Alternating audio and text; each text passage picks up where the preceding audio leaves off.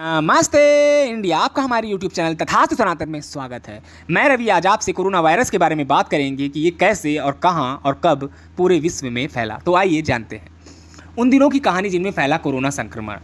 साल 2019 की चीन की सरकार ने वुहान में लॉकडाउन कर दिया था। कई सप्ताह तक अधिकारी दावा करते रहे कि कोरोना वायरस संक्रमण नियंत्रण में है। तब तक वहां मांस के एक बाजार के इलाके में कुछ दर्जन मामले थे, लेकिन वास्तविकता ये थी कि कोरोना संक्रमण पूरे शहर में फैलते हुए देश भर में पसर चुका था। यह स्टोरी उन अहम दिनों की है जब कोरोना संक्रमण वुहान में तेजी से फैला था। 30 दिसंबर तक वुहान के अस्पतालों में कई लोगों को तेज बुखार और निमोनिया की शिकायत के बाद कई लोग भर्ती हो चुके थे। इनमें पहला मामला 1 दिसंबर को बीमार पड़े 70 साल से अधिक उम्र के बुजुर्ग का था। इनमें से अधिकांश लोग हुनान सी फूड मार्केट से जुड़े हुए थे।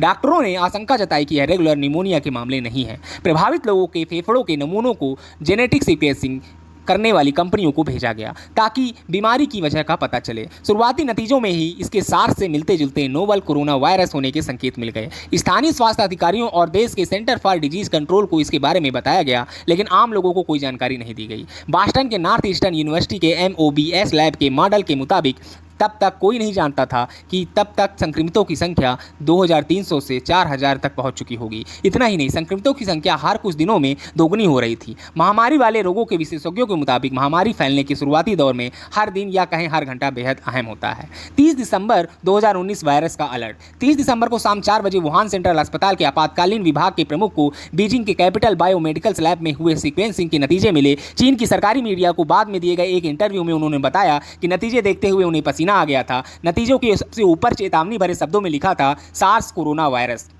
उन्होंने इस पर लाल रंग का घेरा बनवाया। इसके बाद उन्होंने इसे चीन की मैसेजिंग ऐप WeChat पर अपने सहकर्मियों को यह रिपोर्ट भेजी। करीब 1.5 घंटे के अंदर लाल रंग के बने घेरे वाली यह रिपोर्ट अस्पताल के नेत्र रोग विभाग के डॉक्टर ली वैन लियांग के पास पहुंची। उन्होंने इसे अपनी यूनिवर्सिटी के सैकड़ों छात्रों के समूह को चेतावनी देते हुए भेजा, इस ग्रुप के बाहर इस मैसेज को नहीं भेजें, अपने परिवार और घर वालों के लिए एहतियात बरतें। दक्षिण चीन में 2002 और 2003 के बीच सार्स का प्रकोप फैला था। तब भी बीजिंग प्रशासन ने कहा था कि सब कुछ नियंत्रण में है। इसके चलते ही वह वायरस दुनिया भर में फैल गया था। बीजिंग प्रशासन ने जिस तरह से सार्स प्रकोप को संभाला था उसकी दुनिया भर में आलोचना हुई। चीन उस वक्त ध्यान चीन के अंदर लोगों के गुस्से और विरोध प्रदर्शन पर ही टिका था। 2002 से 4 के दौरान सीवियर एक्यूट रिस्पिरेटरी सिंड्रोम से दुनिया भर में 8000 लोग संक्रमित हुए थे और इनमें 800 लोगों की मौत हुई थी। ली के ग्रुप में मैसेज शेयर करने के कुछ ही घंटों के बाद ली के मैसेज के स्क्रीनशॉट्स ऑनलाइन शेयर किए जाने लगे। चीन में लाखों लोग ऑनलाइन सार्स के बारे में पता करने लगे, लेकिन बाद में पता चला कि सीक्वेंसिंग करने वाले से गलती हुई। यह सार्स ना होकर उससे मिलता जुलता नया कोरोना वायरस था, लेकिन यह नाजुक दौर था और इसके फैलने की खबर पर ध्यान नहीं दिया गया। वुहान के स्वास्थ्य आयोग को शहर के अस्पतालों की स्थिति के बारे में पता था। उस दिन वहां बीजिंग स्थित राष्ट्रीय स्वास्थ्य आयोग के अधिकारी पहुंचे। वुहान और बीजिंग के कम से कम 5 सरकारी लैब में फेफड़ों के सैंपल भेजे गए ताकि वहां सैंपलों की सीक्वेंसिंग हो सके।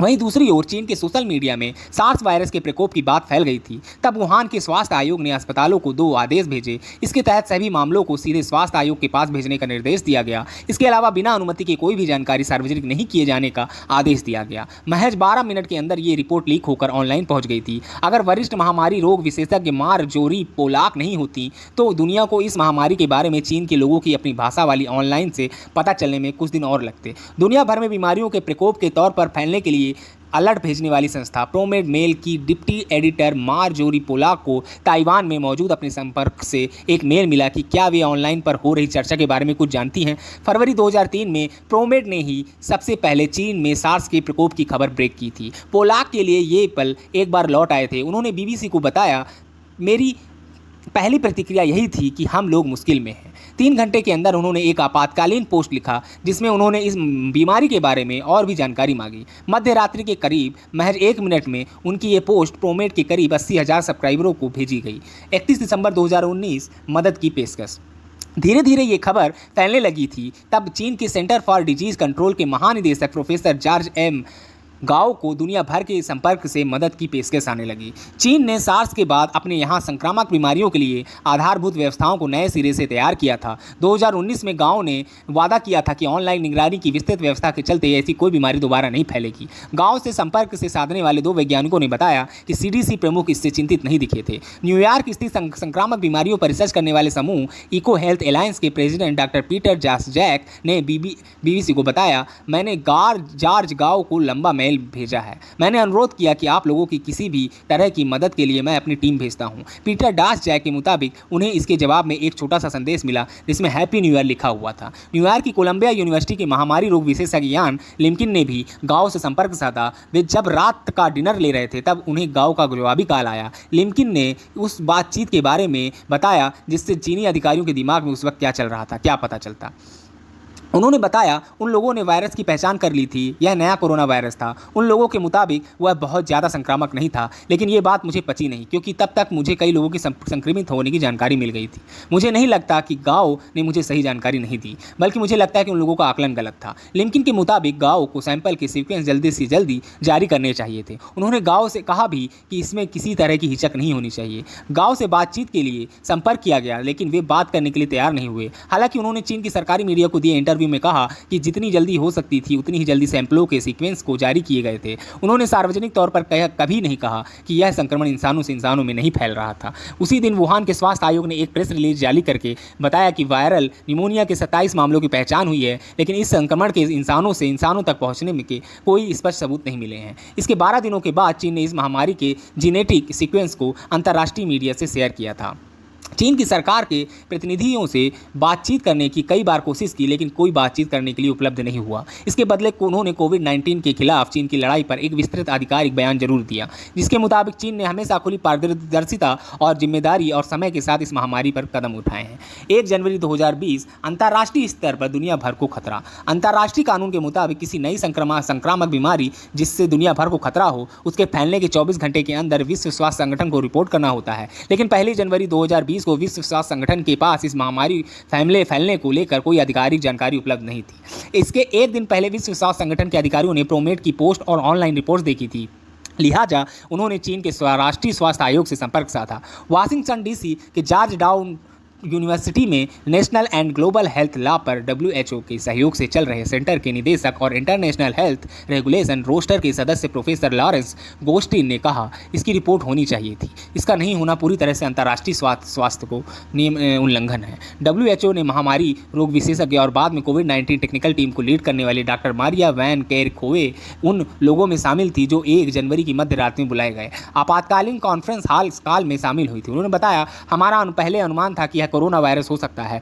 हमारे लिए उस वक्त यह जानना महत्वपूर्ण नहीं था यह इंसान से इंसान तक पहुंच रहा है, बल्कि हम यह जानना चाह रहे थे यह किस रफ्तार से फैल रहा है और यह कहां से हो रहा है। चीन ने इसके 2 दिन बाद WHO को जवाब भेजा था, लेकिन उसका जवाब अस्पष्ट था। जवाब में कहा गया था कि हमारे यहाँ वायरल निमोनिया को 44 मामले मिले हैं जिनके कारणों का पता नहीं चल पा रहा है। चीन ने कहा कि वह 3 जनवरी के बाद WHO के साथ नियमित तौर पर संपर्क में रहा। समाचार एजेंसी एसोसिएटेड प्रेस ने WHO की बैठक की रिकॉर्डिंग हासिल की है, जिसमें उसमें कुछ उन्होंने PBS फ्रंटलाइन और कुछ न्यूज एजेंसियों के साथ शेयर किया है। इस रिकॉर्डिंग से दूसरी तस्वीर उभरती है जिससे उस सप्ताह WHO के वरिष्ठ अधिकारियों की हताशा का पता चलता है। इन रिकॉर्डिंग्स में WHO के हेल्थ इमरजेंसी प्रोग्राम के निदेशक माइक रयान को यह कहते हुए सुना जा सकता है संक्रमण के आदमी से आदमी तक पहुंचने की कोई सबूत नहीं है, यह कहना पर्याप्त नहीं है, हमें आंकड़ा चाहिए। चीन से मिली जानकारी को बताने के लिए WHO कानूनी तौर पर बाध्य था। WHO ने तब मानव से मानव के बीच संक्रमण फैलने की आशंका जताई थी, लेकिन इसकी पुष्टि अगले 3 सप्ताह में हो सकी। समाचार एजेंसी के AP के डेक कांग ने बताया WHO के अधिकारियों ने अपनी आशंकाओं को कभी सार्वजनिक तौर पर जाहिर नहीं किया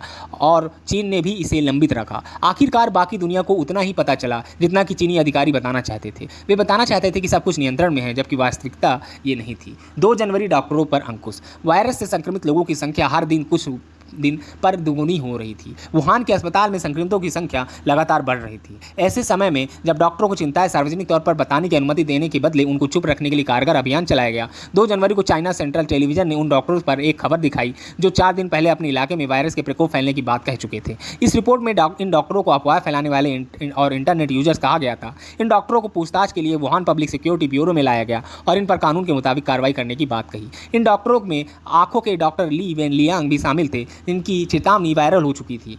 उन्होंने अपने अपराध को स्वीकार करते हुए एक बयान पर हस्ताक्षर किए। फरवरी महीने में उनकी मौत कोविड-19 से हो गई। चीन की सरकार का कहना है कि इससे यह जाहिर नहीं होता कि देश भर में वायरस के प्रकोप फैलने की खबर को दबाने की कोशिश हुई थी। चीन की सरकार के मुताबिक ली जैसे डॉक्टर से यह अपील की गई थी कि वह अपुष्ट सूचनाओं को नहीं फैलाएं। सरकार की इसी कोशिश का असर डॉक्टरों पर दिखा। डॉक्टरों के सामने यह स्पष्ट होने लगा था कि संक्रमण एक इंसान से दूसरे इंसान को होने लगा है, लेकिन वे सार्वजनिक तौर पर यह बोल नहीं रहे थे। ली के अस्पताल वुहान सेंट्रल के एक सरकारी कर्मचारी ने बीबी न्यूज़ एजेंसी को बताया, इतने लोगों को बुखार हो रहा था, स्थिति नियंत्रण के बाहर चली गई थी, हम लोग घबराने लगे थे, लेकिन अस्पताल ने हमसे कहा कि इस मुद्दे पर आप किसी से बात नहीं कर सकते। चीन की सरकार ने हमसे कहा, कोई भी वायरस इंसान से इंसान तक पहुँचता है, इसकी जाँच करने की वैज्ञानिक प्रक्रिया काफ़ी जटिल होती है। चीन के अधिकारी अगले 18 दिनों तक यह कहते रहे, वायरस का संक्रमण इंसानों से इंसानों तक नहीं हो रहा है। 3 जनवरी डॉक्टरों को नोटिस। चीन के कई लैब में वायरस की जेनेटिक सीक्वेंस की मैपिंग की होड़ लगी थी।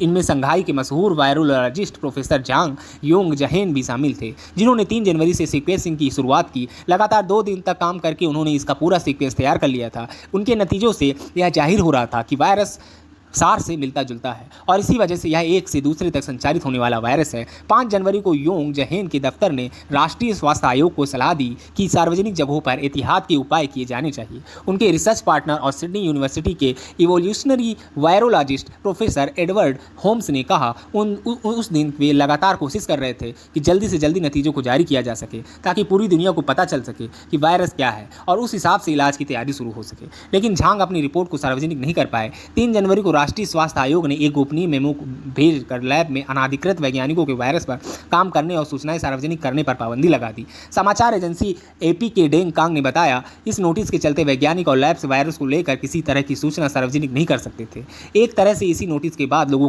के सामने रिपोर्ट को लीक करके दुनिया भर के लोगों को चेताने का रास्ता भी खुला। चीन के किसी लैब ने वायरस के जेनेटिक सीक्वेंस को सार्वजनिक नहीं किया।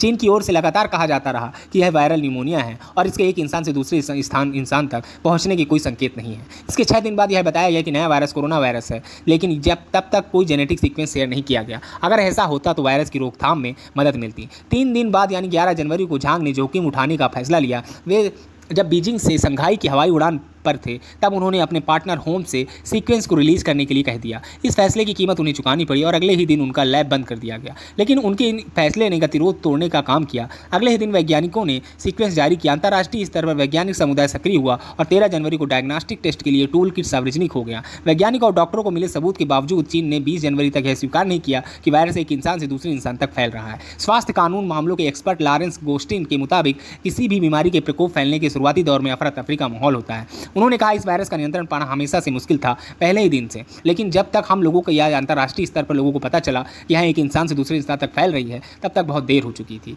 यह फैल चुका था। हमारे पास मौका था, लेकिन हमने इसे गंवा दिया। जैसा कि सिंगापुर के ड्यूनस मेडिकल स्कूल में वैट वायरोलॉजिस्ट वांग लिम्फा ने बताया, 20 जनवरी 2020 डिवाइडिंग लाइन है। इसके पहले चीन काफ़ी बेहतर कर सकता था। अगर ऐसा होता तो बाकी दुनिया भी अलर्ट पर रहती और इस महामारी का बेहतर ढंग से सामना कर पाती। वीडियो पसंद आए तो लाइक करें और चैनल को सब्सक्राइब करें। जय हिंद, जय भारत।